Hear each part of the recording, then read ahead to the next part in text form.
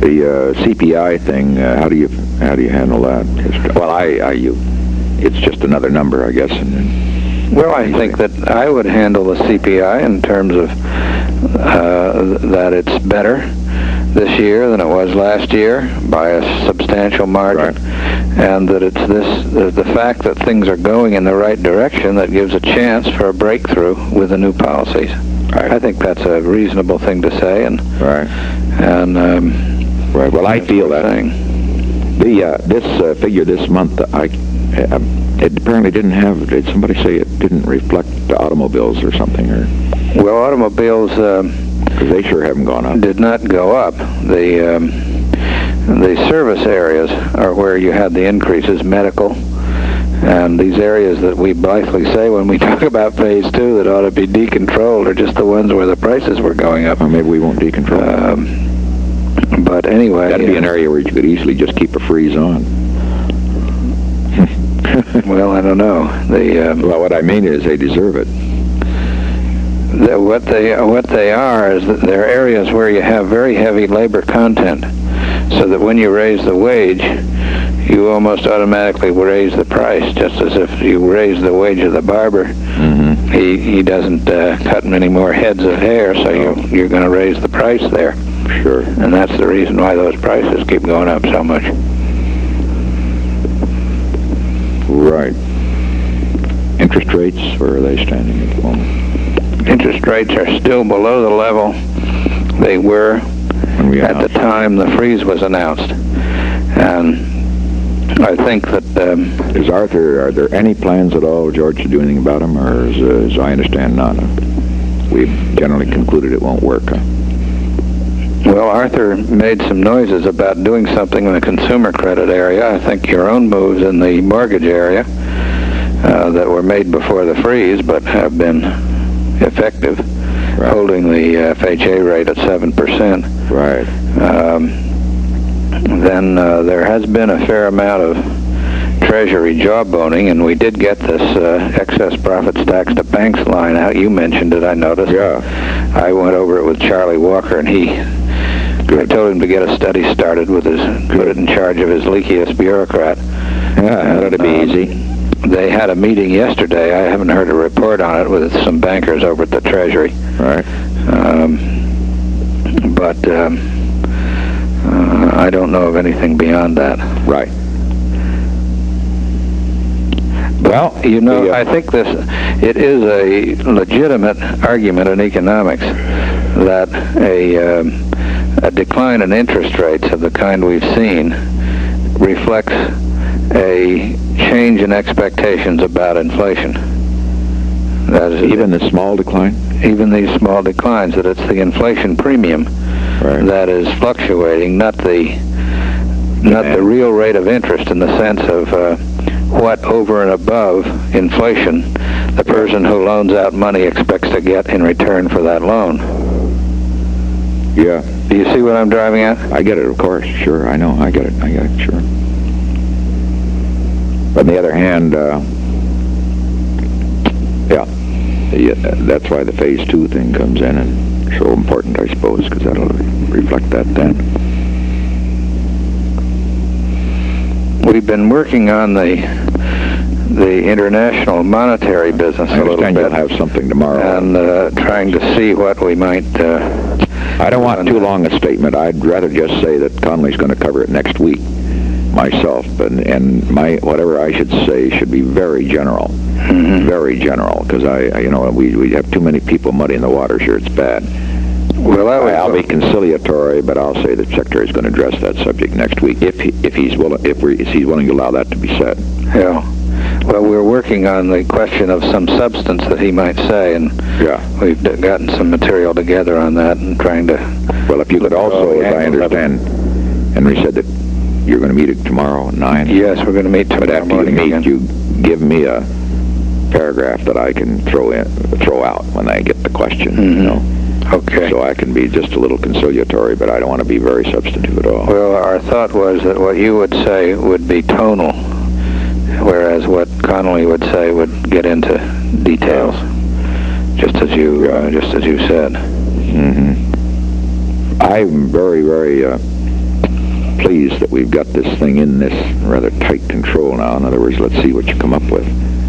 We've got to have some, and it's, well, other people can be thinking about Arthur's got ideas, he's running around. And we also have the Phase 2 business that we've got to get right into focus and get decisions beginning to be lined out and get your general stance on that, because we're planning that the time between when you decide something and when we can get it into place and operating is fairly substantial, so that the sooner we can begin to get a feeling for where you want to go on it, why, the better off we're going to be.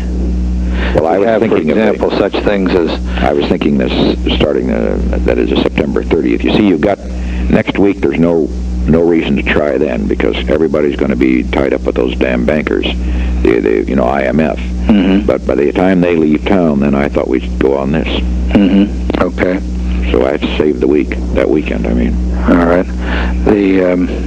I've briefed out that question of private holdings of gold, you remember, that we talked about.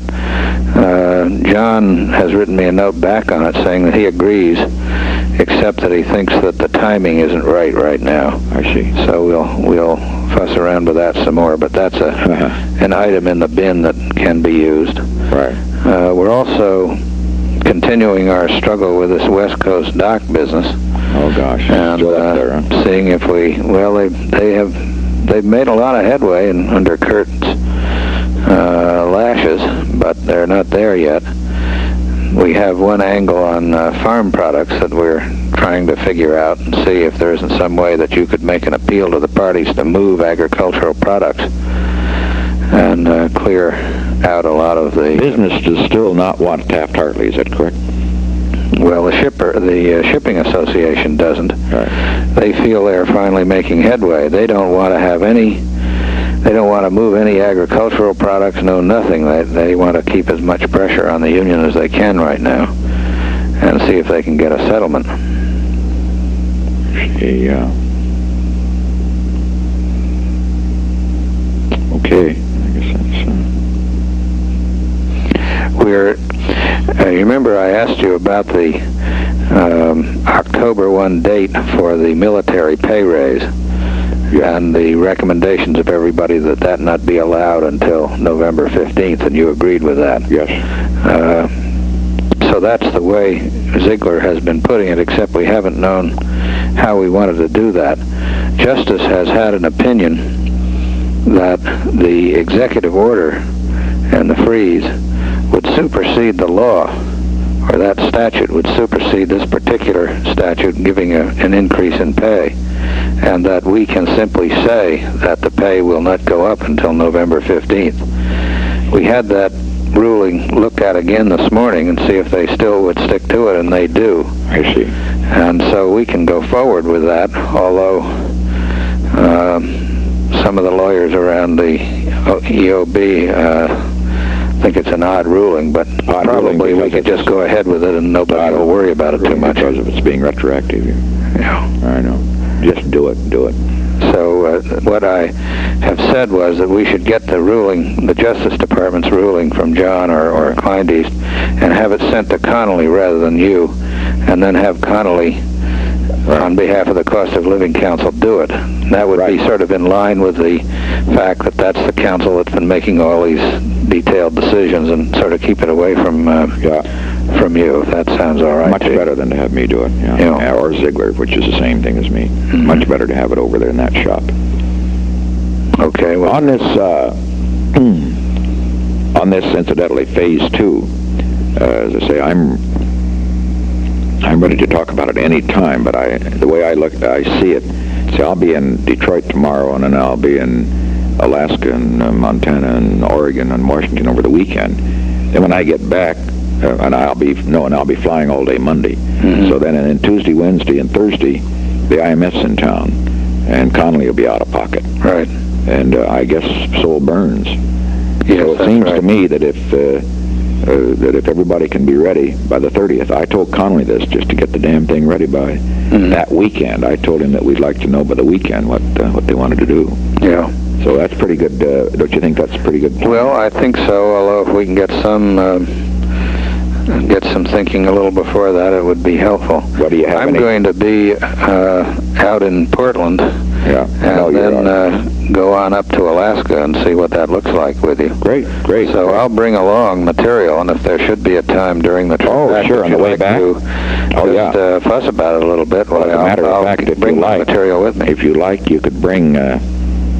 You could come along if you could like. Is Stein doing? Stein is the fellow who's Bring been him leading too. the work. Bring him. Be a nice trip for him.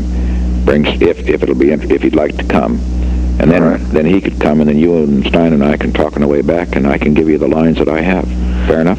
Okay, I wouldn't want to prejudge what John or Arthur may think, and of course Arthur has a special role here, having been the advocate of this sort of thing. I know. But we can give you a good feeling for. I need to get a feeling about what really the options are. Right. Then I will have to sell Arthur on it. Right. Yeah, I know the problems. Yeah. Yeah, sure. That's fine. That's Okay. fine. Well, I'll see about Stein on We'll that. have a very long flight coming back. Yeah. 6-7 hours. We have a chance to talk. That'll be good. Okay. If you and I'll see you, and if you want to bring Stein, bring him too. Okay, sir. Good. Thank Good. you. All right.